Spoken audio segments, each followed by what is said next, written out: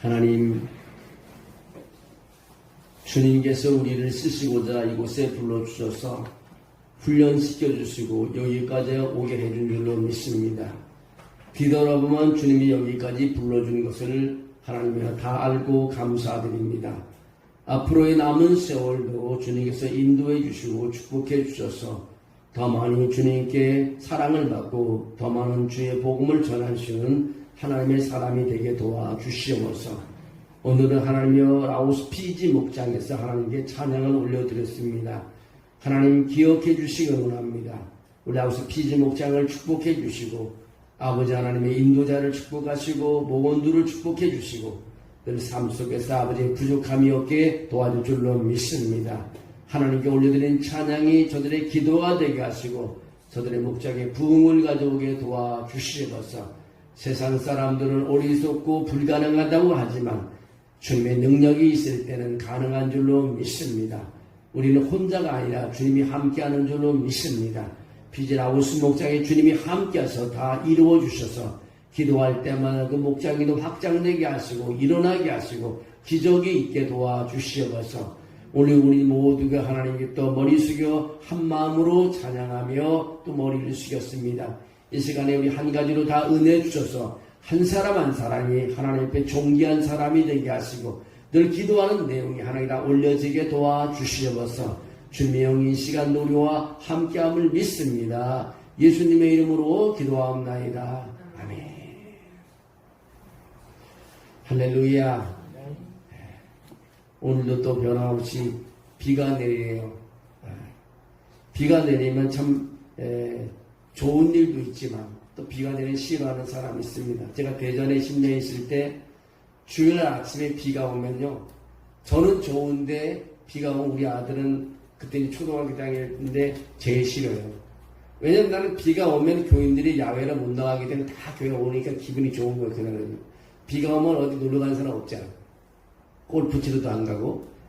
근데 우리 아들은 비가 오면 그냥 우울해합니다. 왜냐면 동네 애들이 집에 나오지 않는다. 교회 갈 때 이 아이들을 다 골목을 돌면서 다 걔가 몰고 오고 한 10명 몰고 오면 교회 애들이 20, 30명 차는 거예요. 주일학교 애들이. 우리 아들이 다 주일학교는 전도하는 거예요.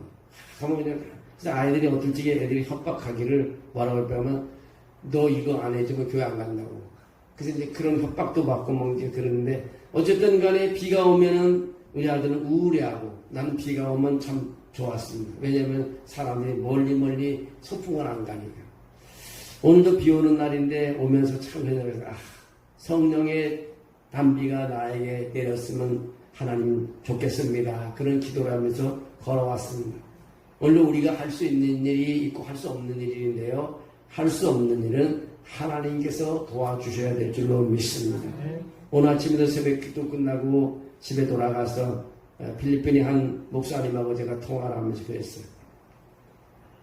하나님께서는 온 세계를 하나님의 손에 있기 때문에 하나님은 다 하나님의 가치. 많은 영혼을 구원받을 자들이 아메리칸 대륙에도 있고 아프리카에도 있고 아시아에도 있고 유럽에도 있고. 근데 이 모든 사람이 하나님에게 다 우리가 추수하기를 원하는데 한국에서 2명 추수하는 사람이 있는가 하면 필리핀에 가서 10명 추수하는 사람이에요. 그래서 우리가 많이 추수할수록 하나님은 기뻐하신다. 한 명을 추수도 하나님이 기뻐하신다. 그래서 우리 추수한 일을 멈추지 않아야 된다고 내가 설교했더니 감동을 받아갖고 나는 우리 필리핀에만 구원을 받아야 되지 않냐, 미국에도 구원을 받아야 되는구나. 저도 함께 말을 나누면서 그 은혜를 받았습니다. 오늘 본문 말씀엔 바울과 함께 하신 하나님이라는 제목을 붙여봤습니다. 여러분, 바울은 로마로 가는 배를 타고 지금 있습니다. 이제 사도행전 28장은 1장부터 끝나는 장입니다. 하지만 폭풍과 배 난파로의 그런 예기치 못한 섬 멜리데 섬에 머물게 됩니다. 폭풍과 태풍과 이런 비바람이 치면요, 배는 갈 수가 없습니다. 오늘날도 파도가 치면 배는 가지 못합니다. 우리가 인생을 살다 보면 바울처럼 계획하지 않은 상황과 맞닥뜨릴 때가 있습니다. 때로는 질병이 나에게 찾아옵니다. 그럼 내가 하려고 했던 것이 실패로 돌아서게 됩니다. 갑자기 인간관계의 관계가 어려워지게 됩니다. 예기치 못한 손실이 나게 됩니다. 하지만 오늘 본문은 우리에게 한 가지 중요한 사실을 보여주고 있습니다. 그것은 하나님은 고난 속에서도 우리와 함께 하신다는 진리를 우리에게 가르쳐주고 있습니다. 바울은 배가 난파된 후에도 절망하지 않았습니다. 그런 섬 주민들과 만나고 병든 사람을 치유하며 사람의 하나님의 능력을 나타내는 것을 오늘 본문에서 보게 됩니다. 오늘 우리는 이 본문을 통해 세 가지의 교훈을 얻으려고 합니다. 그 하나가 하나님의 섭리라는 것입니다. 오늘 1절, 2절에 읽어보면 그렇습니다. 우리가 구조된 후에 안지의 그 섬은 멜리데라고 하더라. 비가 오고 날이 참해 원주민들이 우리에게 특별한 동정을 하여 불을 피워 우리를 다 영접하더라고 했습니다. 여러분, 섬 주민들은 원주민처럼 바울 일행을 환대하여 불을 피우게 했습니다. 바람과 비를 피하도록 도와줬습니다. 저는 알지도 못하는 이방인에게 바람과 비를 피할 수 있도록 그를 도와줍니다. 바울과 일행이 섬에 도착할 때 처음에는 두려움과 절망이었을 것입니다. 이방인이 자기 땅에 들어오는 것을 좋아하는 사람 별로 없습니다. 그러나 섬 주민들은 적대적이지 않았고 바울과 일행을 따뜻하게 맞이해 주었다는 것입니다. 이것이 바로 하나님의 섭리요 하나님의 은혜인 것입니다. 여러분, 우리가 세상을 나가면 다 우리를 따뜻하게 맞아주지 않습니다. 근데 오늘 바울 일행은요, 전혀 알지도 못하는 멜린 섬에 도착했는데 이미 그들이 그들을 따뜻하게 대접해 주는 것을 보게 됩니다. 하나님은 우리가 뜻하지 않은 환경 속에서 사람을 통해 필요한 도움을 주신다는 것을 알 수 있습니다. 그래서 우리 믿음의 사람들은요, 두려워할 것이 없습니다. 항상 담대하게 걸어나가야 되는 것입니다. 하나님의 도움이 있기 때문에 그렇습니다. 불안해갖고 미신을 섬길 필요가 없습니다. 살아계신 하나님께 함께이기 때문에 우리 하나님을 의지하고 걸어가는 것입니다. 때로는 낯선 사람을 만날 때도 있습니다. 예기치 못한 사건이 일어날 때 있습니다. 그러나 하나님의 손이 항상 거기에 있다는 사실을 우리는 믿으셔야 되는 것입니다. 그것이 오늘 바울 일행이 경험한 것입니다. 또 하나는 바울의 믿음과 능력을 3절에서 6절까지 찾아볼 수 있는데요. 3절에서 6절 보면 바울이 나무 한 묶음을 거두어 불에 넣으니 뜨거움으로 말미암아 독사가 나와 그의 손을 물고 있는지라. 원주민들이 이 짐승이 그 손에 매달려 있음을 보고 서로 말하되 진실로 이 사람은 살인한 자로다. 바다에서는 구조를 받았으나 공의가 그를 살지 못하게 함이로라 하더니 라고 말하고 있습니다.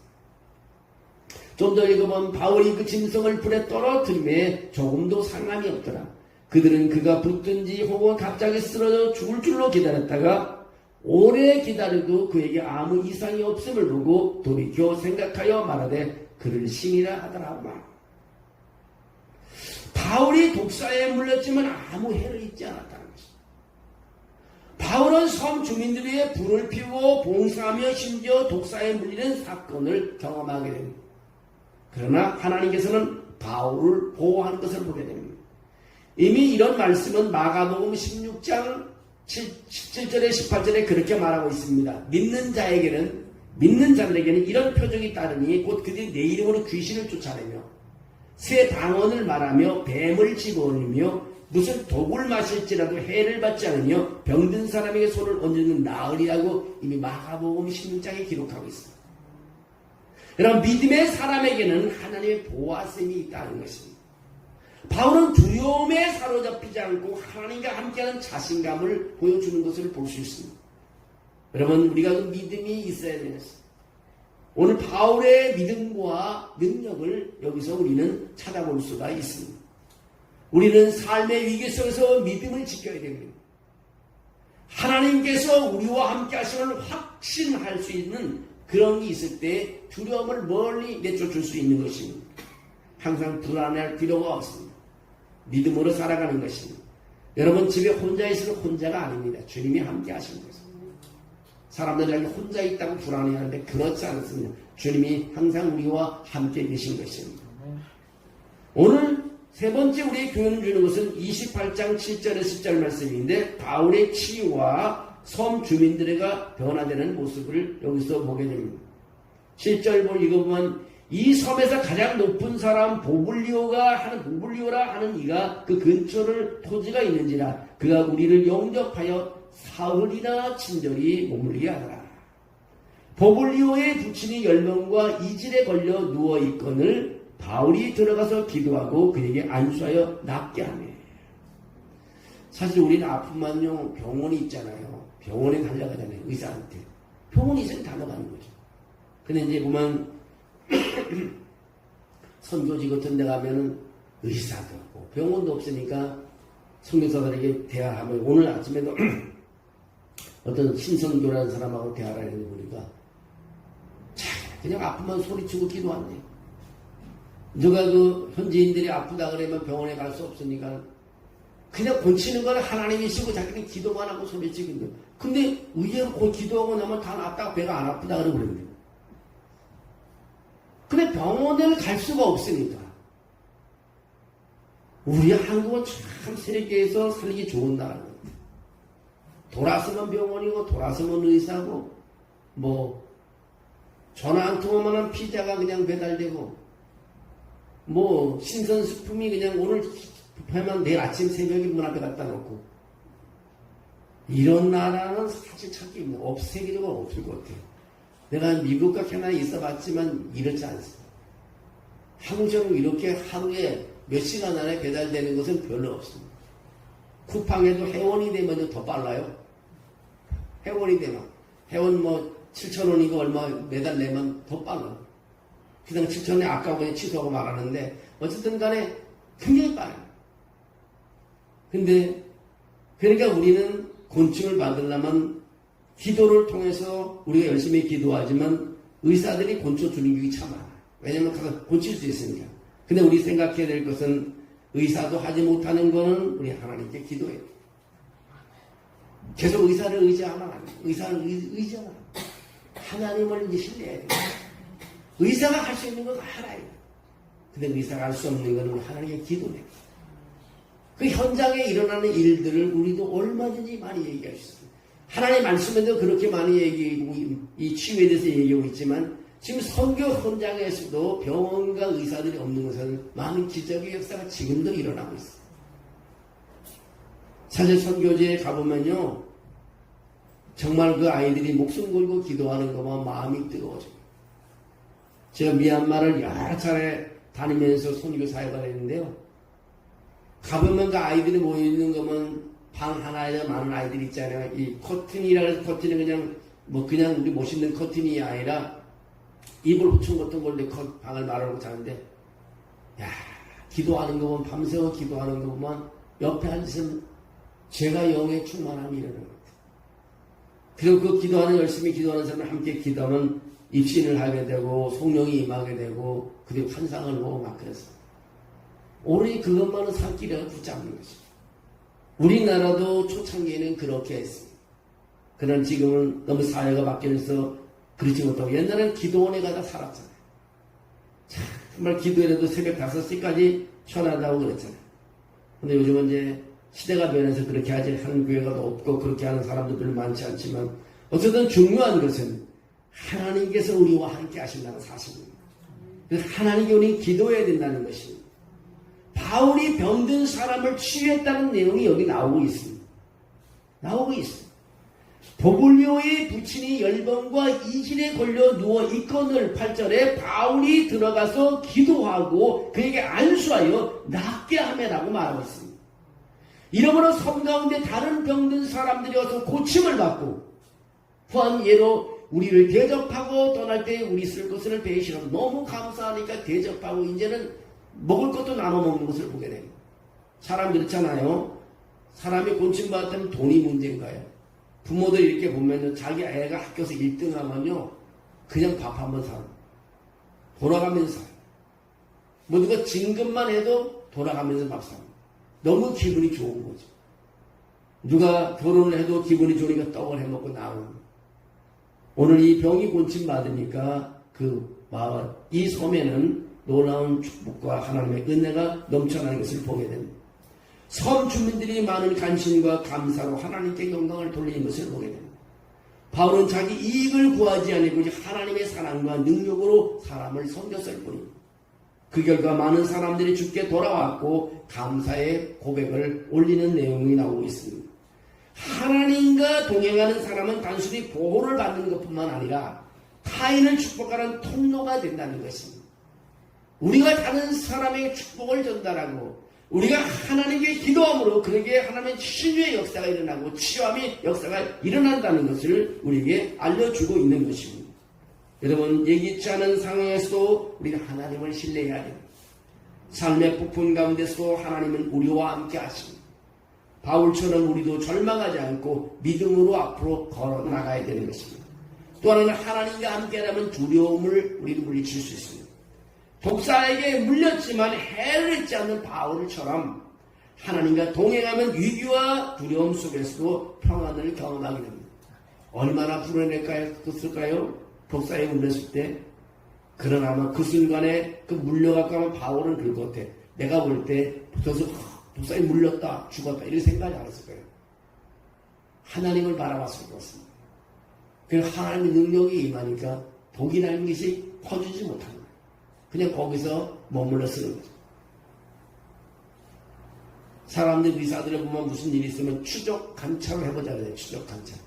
멈추고 이제 더 이상 확산되지 않으면 수술도 안 하잖아요.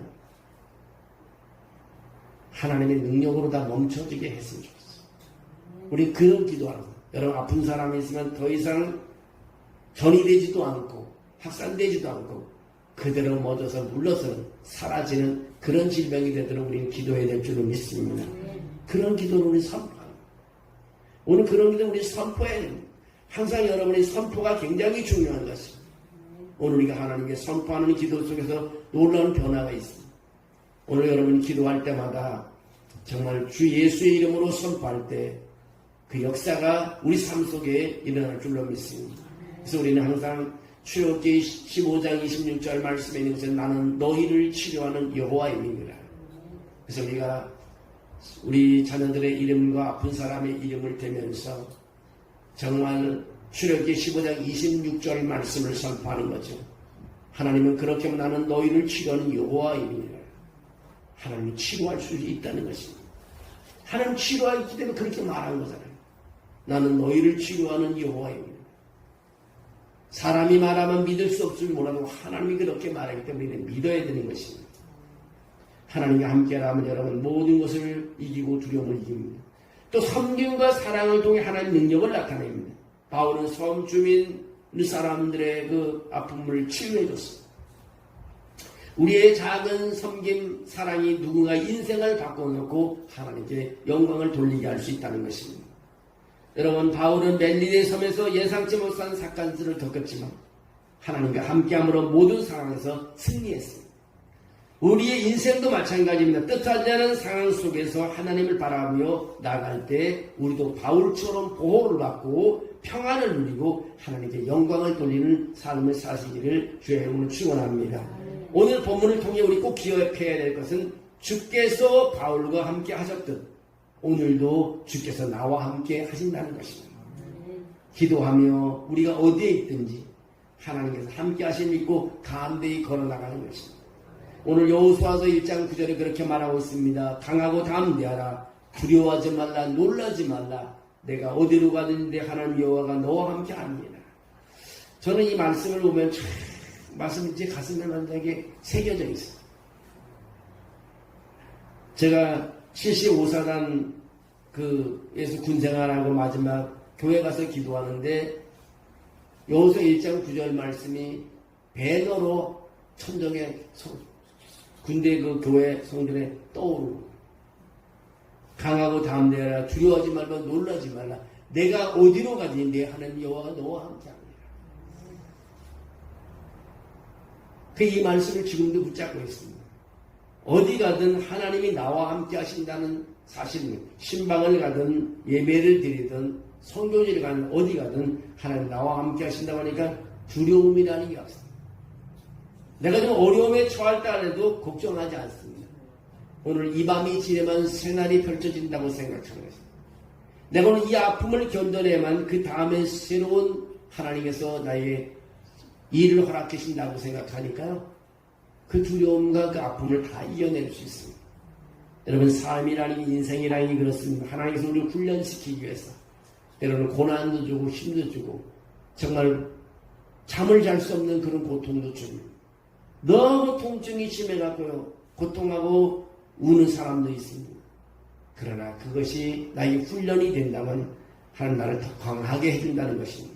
항상 바울은 그랬잖아요. 하나님 능력이 나에게 머문다는 것. 누구에게요? 약한 사람에게. 내가 약할 때 하나님 능력이 나에게 머문다는 거죠. 약한 사람 누구냐? 아픈 사람, 가난한 사람, 힘없는 사람이 약한 사람. 그 사람들이 하나님을 바라고 기도하면 하나님 능력이 거기 임한다는 거죠.